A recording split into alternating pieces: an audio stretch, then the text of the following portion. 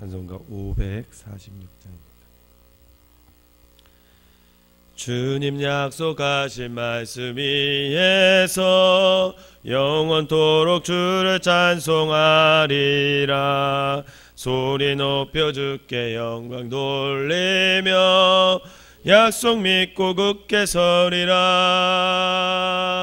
굳게 서리 영원하신 말씀 위에 굳게 서리. 굳게 서리 그 말씀 위에 굳게 서리라. 주님 약속하신 말씀 위에서 세상 염려 내게 엄습할 때에 용감하게 힘써 싸워 이기며 약속 믿고 굳게 서리라.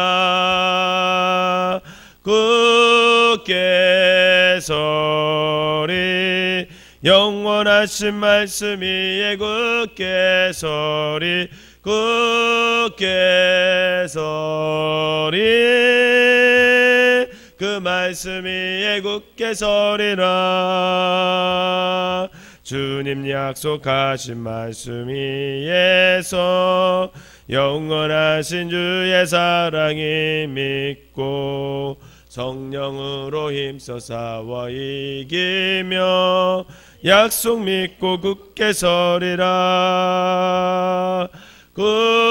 굳게 서리 영원하신 말씀 위에 굳게 서리. 굳게 서리 그 말씀 위에 굳게 서리라. 주님 약속하신 말씀 위에서 성령 인도하는 대로 행하며 주님 품에 항상 안식 얻으며 약속 믿고 굳게 서리라. 굳게 서리 영원하신 말씀 위에 굳게 서리. 굳게 서리 그 말씀 위에 굳게 서리라. 아멘. 사도신경으로 신앙 고백 드리도록 하겠습니다. 전능하사 전제를 만드신 하나님 아버지를 내가 믿사오며 그 외아들 우리 주 예수 그리스도를 믿사오니 이는 성령으로 잉태하사 동정녀 마리아에게 나시고 본디오 빌라도에게 고난을 받으사 십자가에 못 박혀 죽으시고 장사한 지 사흘 만에 죽은 자 가운데서 다시 살아나시며 하늘에 오르사 전능하신 하나님 우편에 앉아 계시다가 저리로서 산 자와 죽은 자를 심판하러 오시리라. 성령을 믿사오며 거룩한 공예와 성도가 소리교통하는 것과 죄를 사하여 주시는 것과 몸이 다시 사는 것과 영원히 사는 것을 믿사옵나이다. 아멘. 오늘 함께 나눌 말씀은 사무엘하 24장 말씀입니다. 사무엘하 24장 말씀입니다. 제가 한 절 읽고 여러분들이 한 절 읽으면서 교독하도록 하겠습니다. 여호와께서 다시 이스라엘을 향하여 진노하사 그들을 치시려고 다윗을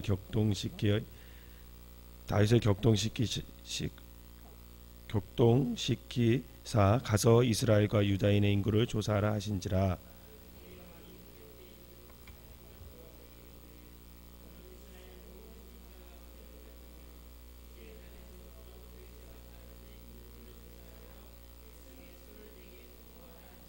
요압이 왕께 아뢰되 이 백성이 얼마든지 왕의 하나님 여호와께서 100배나 더하게 하사 내 주 왕의 눈으로 보게 하시기를 원하나이다. 그런데 내 주 왕은 어찌하여 이런 일을 기뻐하시나이까 하되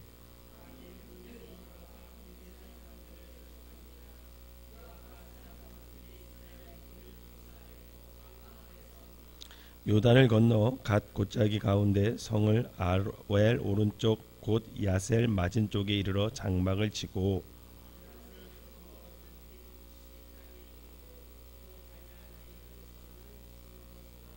두루 견고한 성에 이르고 히위 사람과 가나안 사람의 모든 성읍에 이르고 유다 남쪽으로 나와 브엘세바에 이르니라.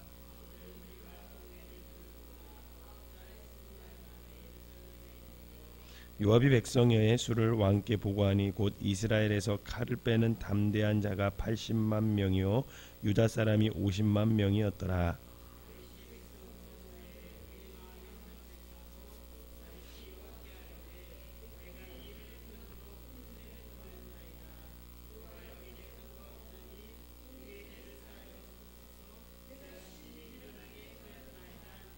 다윗이 아침에 일어날 때 여호와의 말씀이 다윗의 선견자 된 선지자 갓에게 임하여 이르시되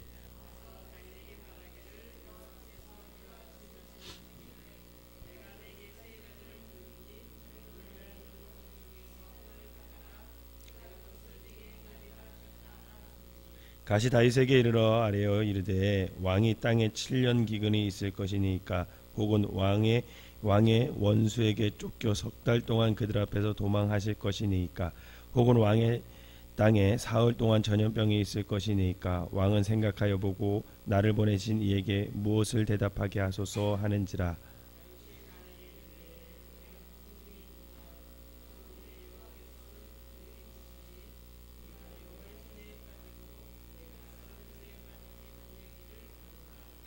이에 여호와께서 그 아침부터 정하신 때까지 전염병을 이스라엘에게 내리시니 단에서부터 브엘세바까지 백성의 죽은 자가 7만 명이라.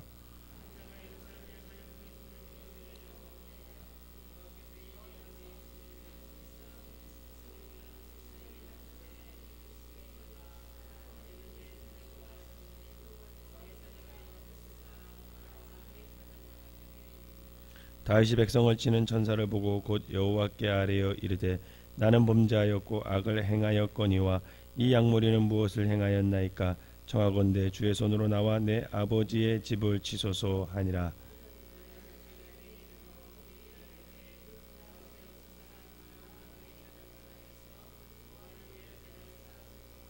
다윗이 여호와께 명령하신 바 갓의 말대로 올라가니라.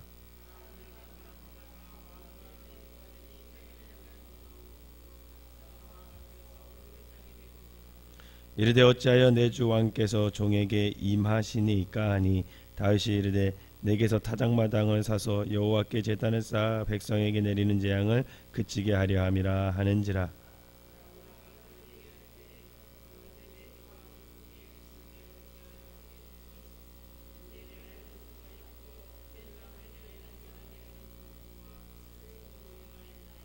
왕이여 아라우나가 이것을 다 왕께 드리나이다 하고 또 왕께 아뢰되 왕이 하나님 여호와께서 왕을 기쁘게 받으시기를 원하나이다.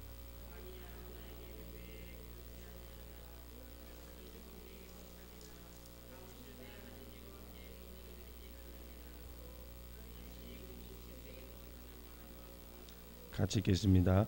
그곳에서 여호와를 위하여 제단을 쌓고 번제와 화목제를 드렸더니 이에 여호와께서 그 땅을 위해 기도를 들으심에 이스라엘에게 내리는 이 그쳤더라. 아멘. 이 새벽에도 하나님의 은혜가 여러분들과 함께 하시기를 주님의 이름으로 축원합니다. 다윗은 불행히도 자신의 통치 말년에 자신의 업적을 자랑하고 싶은 마음이 생긴 것 같습니다. 그래서 인구 조사를 시켰고 그것이 다윗의 걸림돌이 됐고 그 결국은 그 인구 조사가 하나님의 마음에 합당하지 않았다. 성경은 말하고 있습니다. 그런데 왜 다윗이 이 말년에 인구 조사를 한 것일까? 여러 가지 이유를 생각해 볼 수 있겠지만 무엇보다도 권력에 대한 유혹에 넘어진 것 같습니다. 이 다윗의 마음에 말년에 그동안 자기가 어렵게 왕이 됐는데 그 왕이 된 것을 하나님이 인도해 주셨고 하나님께서 자기를 왕으로 세우셨다는 것을 잠깐 잊어버리고 자신의 말년에 그것을 좀 과시하고 싶은 그런 교만이 생긴 것 같습니다.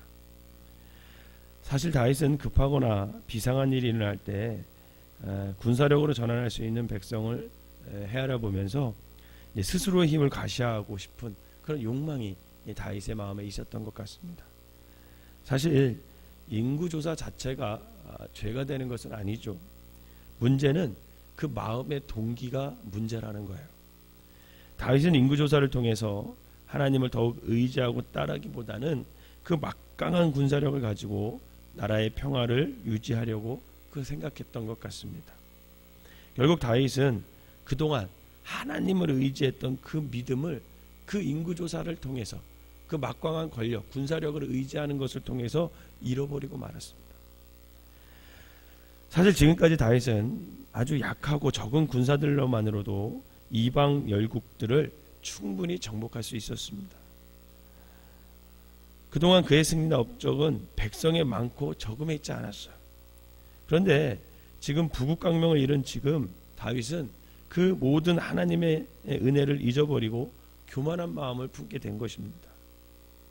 이렇게 하나님이 기뻐하시던 다윗도 자신의 욕망과 또 자신의 어떤 과시욕을 한번 내세우고 싶어서 그만 하나님을 잃어버리고 죄에 빠지는 그런 결과를 가져오게 되는 겁니다. 사랑하는 성도 여러분, 우리가 아무리 멋진 신앙 고백을 할지라도 언제든지 무너질 수 있다라는 것을 여러분 기억하면서 경계하면서 신앙생활을 하시기를 바랍니다. 우리가 날마다 영적으로 깨어있지 않으면 시시탐탐 우리를 넘어뜨리려는 죄의 유혹, 그 마귀의 유혹에 우리가 넘어질 수 있다라는 거죠. 그러므로 저와 여러분들이 유혹이 우리를 무너뜨리려고 마음속에 속삭일 때마다 믿음의 고백을 통해서 그 유혹을 거절하는 연습을 날마다 해야 합니다. 마음의 동기를 다스리고 스스로를 돌아보고 항상 내 안에 죄가 싹트지 않는가, 교만이 싹트지 않는가, 하나님이 원하지 않는 것들이 내 안에서 자라고 있지는 않은가 한번 날마다 돌아볼 필요가 있다는 거예요.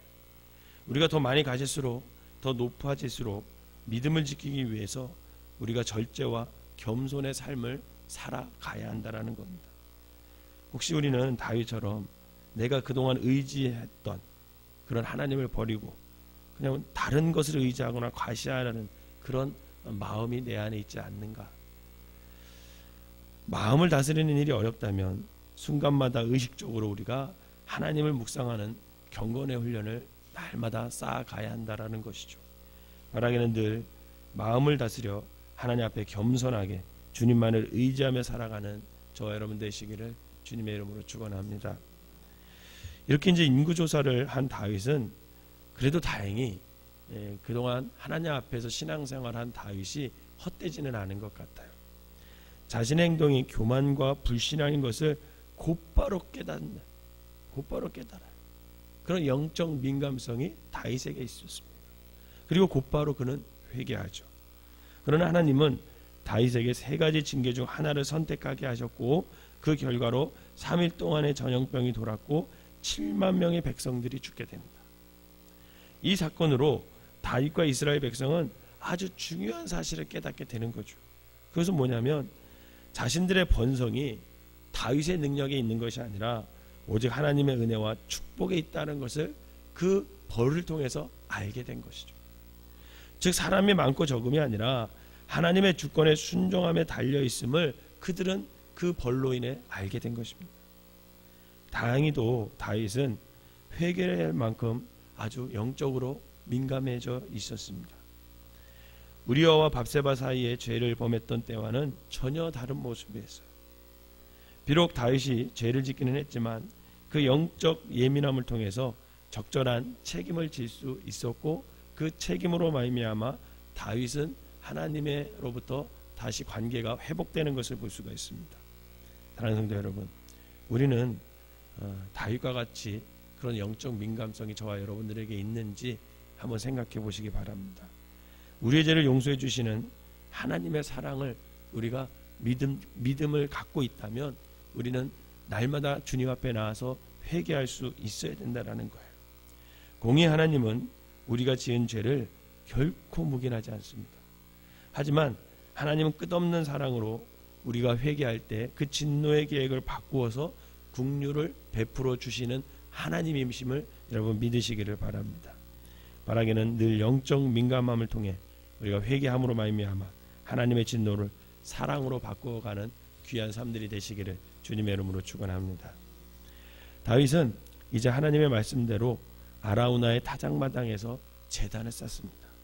그리고 하나님께 번제와 화목제를 드렸고 하나님은 그의 기도를 들으시고 이제 재앙을 거두시는 것을 볼 수가 있어요. 그럼 아라우나 타작마당이 갖는 의미가 뭐냐라는 거죠.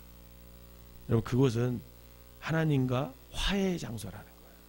그 아라우나의 타작마당은 하나님과 다윗이 이제 화해를 해서 다시금 친밀한 관계를 쌓는 그런 장소라는 겁니다. 하나님이 죄를 범한 인간과 다윗이 다시 화해하시고 긍휼을 베푸시는 자비의 장소, 그것이 바로 아라우나의 타작마당이라는 겁니다.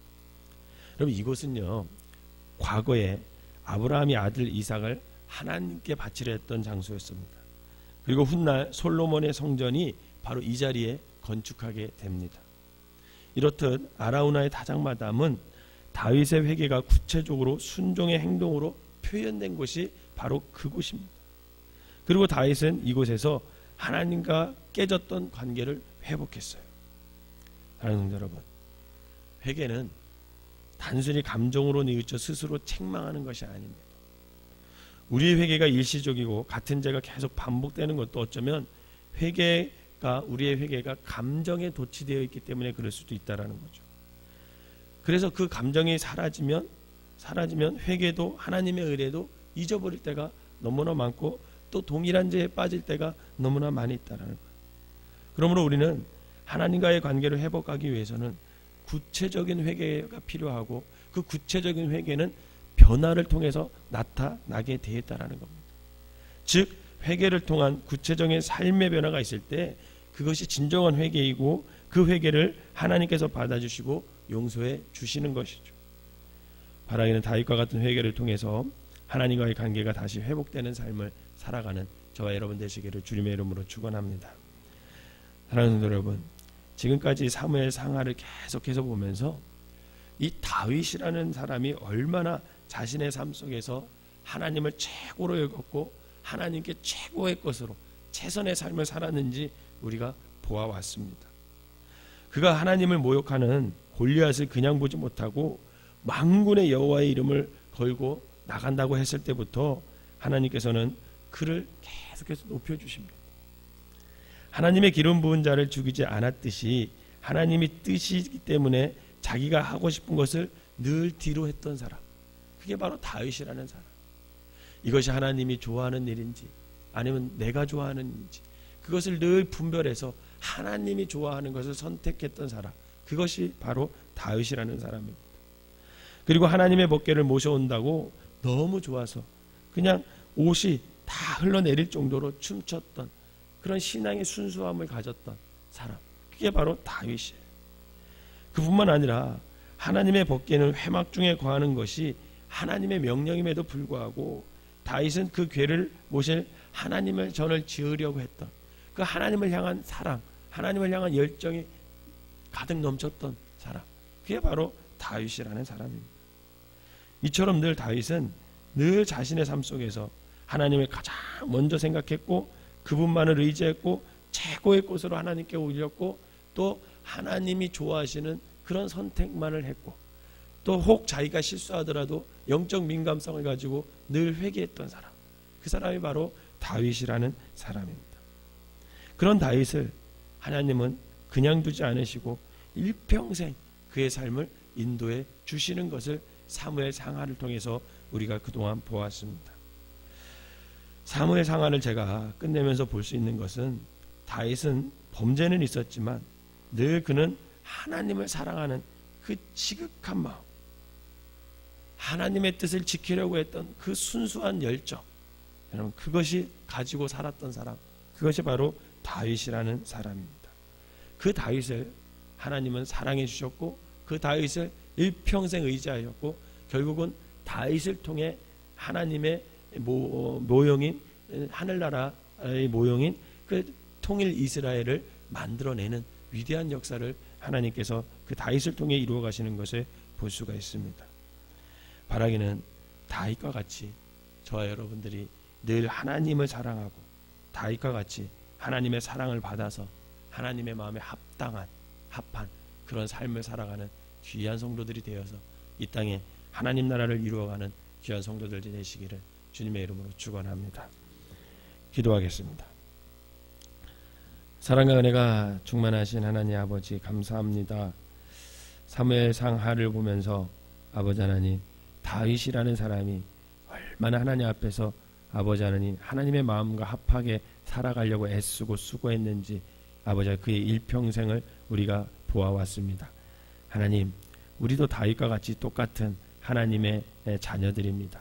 때론 다윗과 같이 아버지 하나님 앞에서 실수도 하고 죄도 짓고 아버지 교만하기도 하고 아버지, 그렇지만 아버지 다윗과 같이 우리가 하나님을 사랑하게 하여 주시고 하나님만을 의지하게 하여 주시고 죄의 민감성을 가지고 아버지 죄 속에 빠지는 것이 아니라 아버지 하나님, 그 죄 속에서도 하나님 앞에 나올 수 있는 용기와 결단과 진정한 회개를 허락하여 주셔서 아버지 하나님, 늘 하나님의 마음에 합한 귀한 성도들이 될 수 있도록 인도하여 주시옵소서. 그리하여 우리의 삶도 다윗처럼 하나님이 인도해 주셨던 것처럼, 하나님이 사랑해 주셨던 것처럼, 하나님이 책임지셨던 것처럼 하나님이 우리의 인생을 아버지 책임져 주시고 인도하여 주시고 우리를 사랑해 주셔서 하나님과 마음이 합한 귀한 삶들이 될 수 있도록 인도하여 주시옵소서. 그리하여 우리의 삶을 통해서 하나님의 영광이 나타나게 하여 주시고 아버지 하나님, 우리를 통하여서 이 땅에 하나님 나라가 건설될 수 있는 귀한 아버지 일에 쓰임받는 우리 이 새벽에 머리 숙인 모든 성도들이 될 수 있도록 인도하여 주시옵소서. 오늘 귀한 예물을 드린 손길마다 주님께서 축복하시고 저들이 하나님 마음에 합한 귀한 사람들이 되게 하여 주시옵소서. 예수님의 이름으로 기도하옵나이다. 아멘.